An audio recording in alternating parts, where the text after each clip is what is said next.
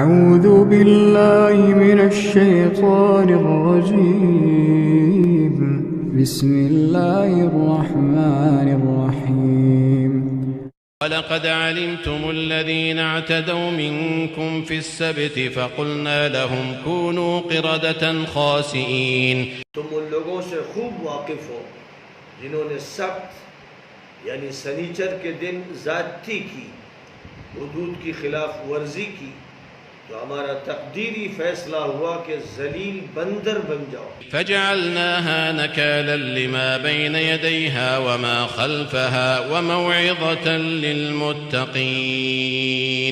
ہم نے اس سزا کو اس دور کے لوگوں اور بعد کی نسلوں کے لیے عبرتناک بنا دیا اور اہل تقوی کے لیے ایک عبرت انگیز نصیحت۔ وَإِذْ قَالَ مُوسَى لِقَوْمِهِ إِنَّ اللَّهَ يَأْمُرُكُمْ أَن تَذْبَحُوا بَقَرَةً قَالُوا أَتَتَّخِذُنَا هُزُوًا قَالَ أَعُوذُ بِاللَّهِ أَنْ أَكُونَ مِنَ الْجَاهِلِينَ۔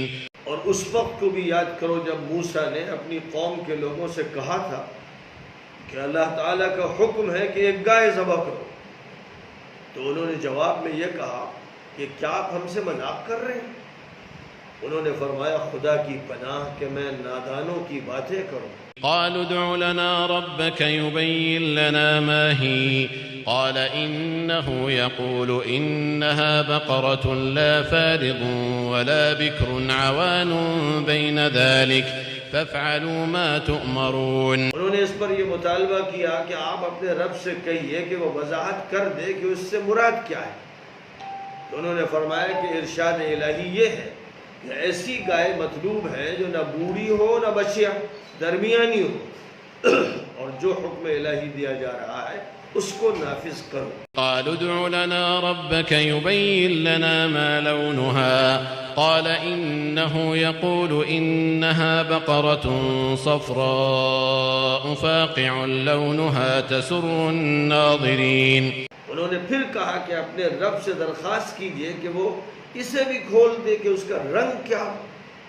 فرمایا کہ اس کا ارشاد ہے کہ زرد رنگ کی گائے ہو، اس کا رنگ شوخ ہو، دیکھنے والوں کو خوش کر دے۔ قالوا ادع لنا ربك يبين لنا ما هي إن البقرة شابه علينا وإنا إن شاء الله لمهتدون۔